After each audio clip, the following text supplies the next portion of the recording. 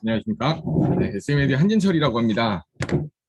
네, 저희 아이들 방학 특강하느라고 되게 오랜만에 인사드렸는데, 오늘은 제가 그 경우의 수 파트에 저희가 이제 수학에서 다양한 파트들 중에 이제 조합이라고 하잖아요. 이 조합 파트에 대한 이야기를 좀 드리려고 해요.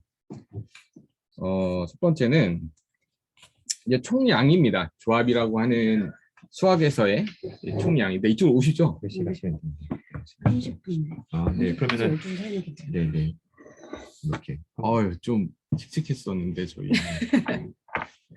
일단 초등에서는 아이들이 이제 통계하고 조합이 이제 나중에 섞이게 되잖아요. 고등 과정에서는 이제 통계 파트에 주로 초점이 맞춰져 있어요. 5학년 2학기인가 그럴 겁니다. 5학년 2학기 때 이제 평균과 가능성이라고 하는 어떤 특정한 단원에서만 이 확률에 관련된 내용을 잠깐 다뤄요. 그리고 이제 중등 과정이 되면 2학년 2학기에 이제 마지막 단원에 지금 편성돼 있죠. 여러 가지 카운팅하는 방법들, 그리고 이제 예를 들어서 대표 뽑기나 줄 세우기, 또 자연수 나열하는 거, 공 꺼내는 거, 뭐 이런 확률을 계산하는 문제들이 2학년 2학기 때 들어 있습니다. 이제 고등 과정에서는 아이들이 1학년 후반에 그죠? 수하의 마지막 단원에 순열 조합이 들어 있고요. 경우의 수.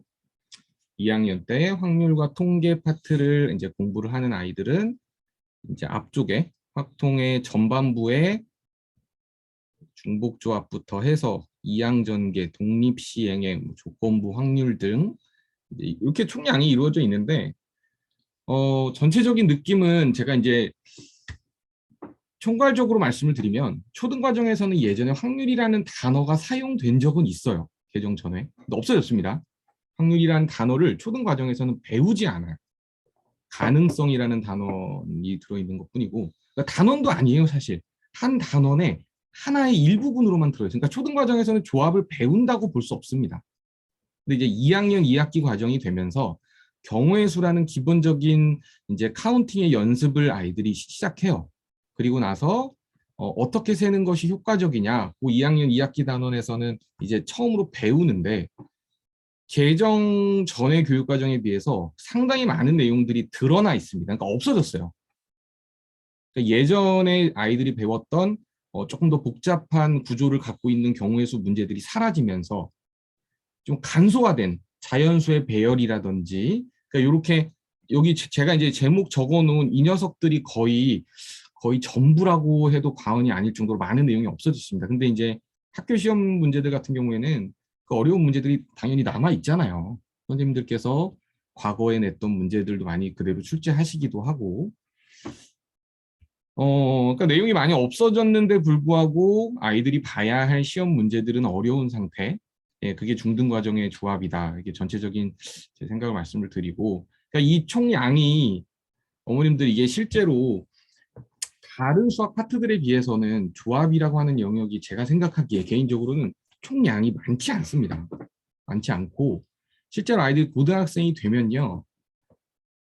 수원, 수투까지 공부를 하고 난 뒤에 확통을 선택해서 배우는 아이들이 굉장히 많아요. 뭐 큰 아이들이 있는 부모님들은 당연히 다 아시겠지만, 그리고 이제 어떤 생각들이 대부분 이게 지배적이냐면, 확통은 공부를 하면 성적이 꽤 나옵니다. 총량이 정해져 있다 보니까 대신 그 공부를 중학교 2학년 때부터 아이가 처음으로 접했느냐, 아니면 초등 과정에서 선행을 통해서 좀 경우의 수나 조합 파트에 좀 친숙하게 미리 공부를 했느냐의 차이지, 결국 수능에 도달했을 때 성적을 내는 건 총량이 많지 않다 보니까 저는 가능하다라고 대부분 생각을 해요. 근데 이제 중요성이잖아요. 수학 전반에서 경우의 수의 중요성, 제가 강조를 하고 싶은 얘기가 뭐냐면, 그 최종 결과 말고요. 그 확통에 대한 성적 말고 중등 대수나 기하나 여러 파트에 대한 전반적인 학습을 하는데 얼마나 깊이 있게 아이가 다양한 방식으로 접근하고 이해할 수 있느냐의 그 부분의 결정을 이 조합 파트에서 하지 않나. 저는 이제 개인적인 생각이 이렇습니다. 그러니까 먼저 접해본 아이들이 어떤 단원을 공부하는 데 있어서 그 단원에서 이제 이렇게 단원 설명해 보면 초반에 나와 있는 그런 설명에 입각해서 이제 이해하는 능력 말고요. 다른 각도에서 예를 들면 뭐 이제 고소연 쌤이나 다 얘기하셨지만 곱셈 공식을 아이들이 하나 공부를 하더라도 이제 조합에서 다루는 개념들을 이용해서 아이들이 이해하면 훨씬 더 깊이 있게 이해하고 또 그 기억이 오래 갈 수 있거든요. 그런 말씀을 좀 드리고 싶은 거고요. 약간 전 이렇게 얘기 약간만 끼어들어서 얘기하자면 네네. 전 기하와 대수 약간 이런 느낌이에요. 기하, 대수, 뭐 정수, 조합 이런 영역들이 있잖아요. 똑같은 수학 내용을 배워요. 똑같이 이해했는데 누구는 문제를 잘 풀고 누구는 못 풀고 누구는 빠르고 누구는 느리고 물론 타고난 역량도 다를 수가 있지만 전 이런 느낌이에요. 기하와 대수는 큰 음식 재료들 같은 느낌이에요. 약간 대수는 다 도구, 약간 음식을 하는 도구고 기하는 그중에 뭐 대표적인 아주 큰 덩어리들의 음식 재료 같은 느낌인 거고 경우의 수랑 정수들은 약간 그런 조미료 같은 역할의 느낌도 많이 한다라고 좀 느껴지고 때로는 이게 가장 핵심적인 기술적인 부분도 많이 들어가는 것 같아요. 문제는 똑같은데 그걸 얼마나 효율적으로 그 가짓수를 나눠서 셀 것이냐 그런 부분들이 좀 영향을 많이 주지 않는가. 그래서 조합이 이 전체 중등만 보면은 3년 동안 요만큼 배우거든요. 중등 전체 중1, 중2, 중3에서 통계 파트 빼면 진짜 요만큼 배웁니다. 하지만 그 전체적인 활용 부분들은 굉장히 사실 큽니다. 만약에 저는 기하 쪽에서 얘기하면은 중학교 1학년 거 막 대각선의 개수나 뭐 그런 문제들도 사실은 경우의 수 기반으로 아이디어를 갖고 있거든요. 선분이 몇 개가 나올 것인가. 그리고 이제 함수에서도 뭐 함수 문제들도 사실 경우의 수 기반인 것들도 많고. 그래서 그런 조합이라는 게 단지 그런 작은 범위라기보다는 실질적으로는 굉장히 활용이 많이 되는 파트다. 연계성이 되게 강하다. 그런 부분이 생각이 그렇죠. 나네요. 네. 그러니까 아무래도 이 지역 이제 주변의 아이들은 아무래도 그런 쪽에 더 빨리 더 노출이 됐을 거고 조합을 더 빨리 접해서 말씀하신 입체도형이나 아니면 대각선 구하는 문제만 해도 그래요. 그거를 직접 세면서 대각선을 구하는 그 1-2에 보면 그 식이 나와 있잖아요. 대각선 구하는 식. 그 방법뿐만 아니라 경우의 수의 개념을 분명히 어떤 친구들은 접목해서 그거를 문제를 풀 거란 말이죠. 그럼 훨씬 더 기억이 오래 갈 거고 또 접근 방법이 훨씬 달랐기 때문에 또 효율적으로 풀 수 개인별로 있겠네요. 그쵸. 네. 갭은 더 벌어지는 거예요 아마. 자 이제 조합이라는 단원의 어떤 특징을 제가 간단하게 정리를 해봤어요. 좀 단원이 독립적이죠. 독립적입니다. 그러니까 기하 2-2의 도형 파트들이 쭉 삼각형, 사각형의 뭐 닮은 피타고라스까지 배우고 마지막에 확률을 배워요.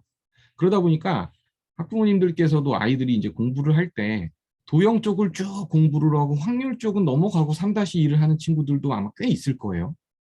확률 쪽은 나중에 공부를 하는 친구들도 있고 그러다 보니까 이제 학습량이 다른 대수나 기하 파트에 비해서 이 조합 쪽은 좀 양이 부족하지 않나.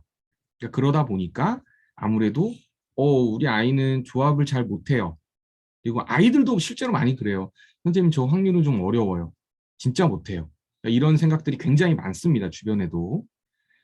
또 이게 단원 혼합형이라고 이제 제가 표현을 했는데요. 수학의 여러 가지 이제 심화 문제들 중에서 단원이 여러 개의 단원이 섞여서 출제되는 문제들은 아이들이 특히 어려워하잖아요. 그러니까 예를 들면 대수나 기하 쪽의 개념들이 섞여서 확률을 물어보는 겁니다. 예를 들면 함수의 그래프에서 뭐 두 직선이 평행할 확률은 얼마냐 뭐 이런 식의 단원이 네. 섞여 있는 문제들은 대부분 확률에만 어머님들 출제가 돼요. 그러니까 무슨 말씀이냐면 1차 함수를 배울 때 아이들은 아직 확률을 배운 상태가 아니잖아요. 그러니까 확률이 섞여서 문제가 나오진 않는데 또 도형을 배울 때 도형에서 확률을 물어보면서 어떤 길이를 구하여라 이런 문제는 존재하기가 어려워요. 그런데 확률 단원에서는 그래프라든지 도형이라든지 다른 단원들을 섞어서 확률을 묻는 이 단원 혼합형 문제가 많습니다. 그러니까 실제로 어렵다는 생각이 드는 것도 사실이고요. 아이들이 그 문제를 다루기에 실제로 어려운 문제인 것도 사실이에요.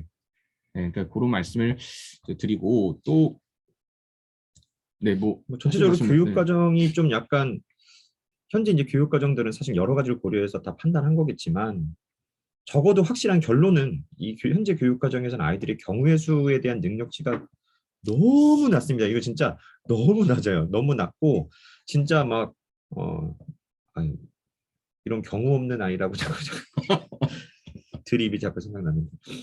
근데 정말 심각하게 이제 아이들이 경우의 수에 대한 게 사실 아예 모르고 오는 거죠. 예전에 비해서 이제 되게 심각하고.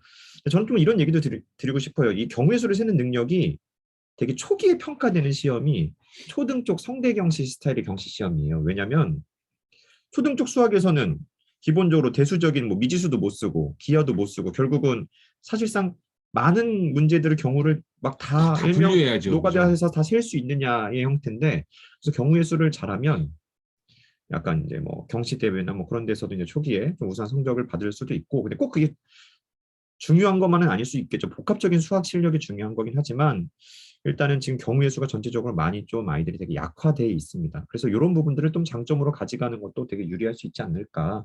자기만의 어떤 뭐 특별한 딴 애들과 차이점을 만들 수 있으니까요. 그러니까 저는 자신감을 아이에게 좀 심어줄 수 있는 하나의 선택지라고도 생각해요.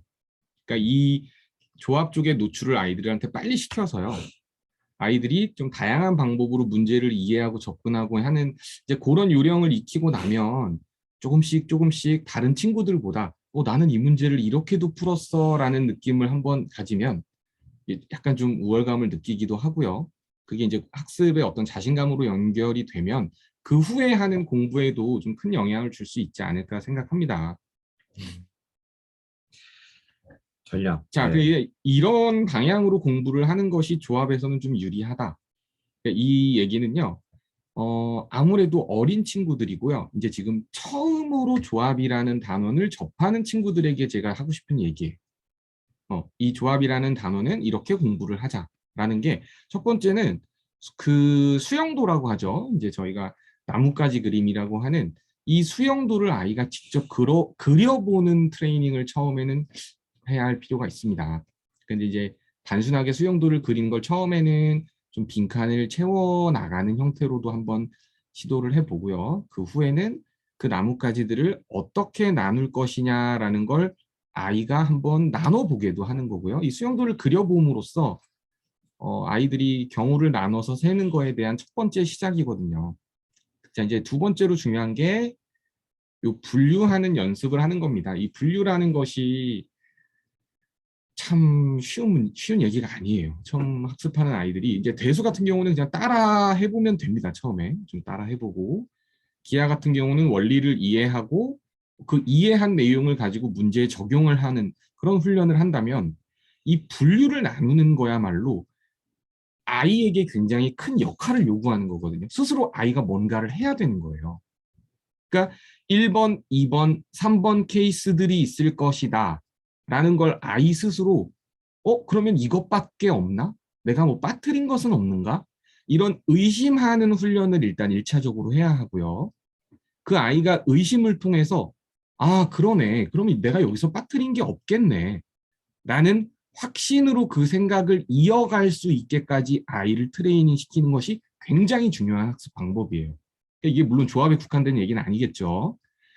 자, 근데 너무너무 중요한 얘기고요. 처음에 이거 이렇게 쉬운 훈련은 아닌 것 같아요. 아이들이 처음 시작하는 아이에게 굉장히 기초적인 것부터 훈련을 시켜서 너무너무 제가 이제 중요하게 생각하는 문구입니다. 의심을 확신으로 바꿀 수 있는 아이의 트레이닝이 필요하다.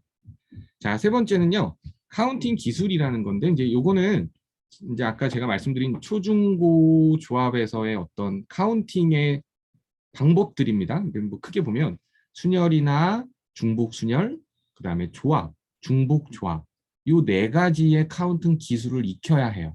자, 근데 이 네 가지 기술이 처음으로 등장하는 건 구체적으로 그 공식화되는 건 고등 과정에 있어요. 그러니까 아이들이 2학년 2학기 때는 얘네들에 관련된 아주 기본적인 맛배기로 이 고배 법칙을 이용한 연산 방법은 배우는데 뭐 중복 순열이나 중복 조합까지는 사실 다루지 않거든요. 2학년 2학기 과정에는.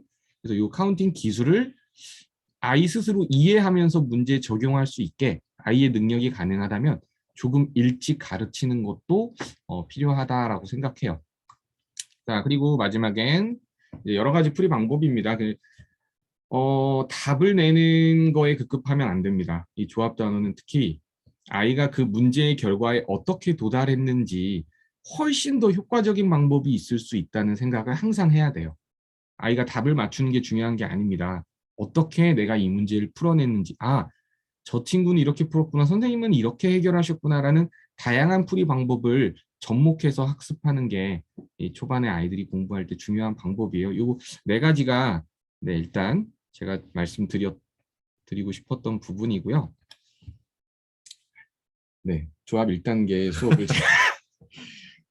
네, 저희 준비를 한번 해봤습니다. 네. 혹시 어떤 뭐 짧은 영상이나 이런 것도 제가 준비해 놓은 게 사실 학원에 준비되어 있는데 일요일에 제가 한번 3월부터 아이들 신학기에 좀 부담 없이 조합 수업을 한번 개강을 해보려고 합니다. 이제 1단계, 2단계 이렇게 단계별 수업을 한번 해보려고 하고요. 네, 일요일 어머님들 네, 12시 반에서 3시 반 총 4회로 구성을 할 거예요. 제가 이제 회차별로 아이들이 직접 수영도도 그려보고 저렇게 분류를 하면은 내가 빠뜨리는 것이 없겠구나라는 걸 한번 저하고 수업 중에 같이 다뤄보기도 하고요. 그러니까 강의 회차별로 어떤 특정한 주제를 가지고 아이들하고 이야기를 하고요. 그 내용에 관련된 이제 일주일에 어떤 분량이 있습니다. 네, 그 종합 문제도 한번 연습을 해보고 이렇게 4회 완성하는 특강이고요.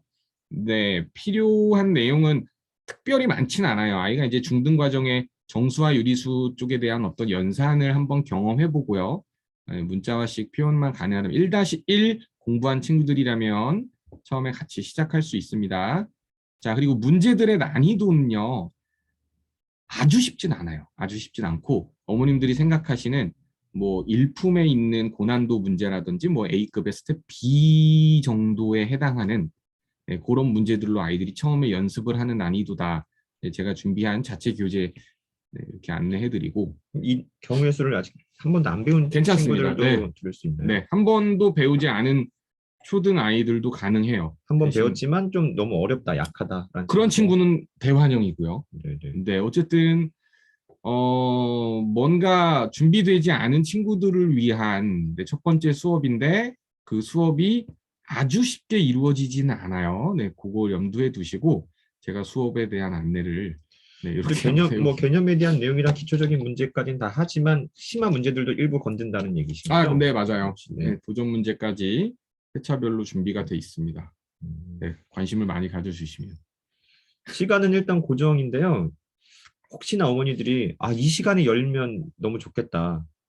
지금 아는 애들 몇 명 있는데 같이 가서 하고 싶다. 그럼 혹시 학원을 연락 주시면 저희가 많이 반영해 보도록 하겠습니다.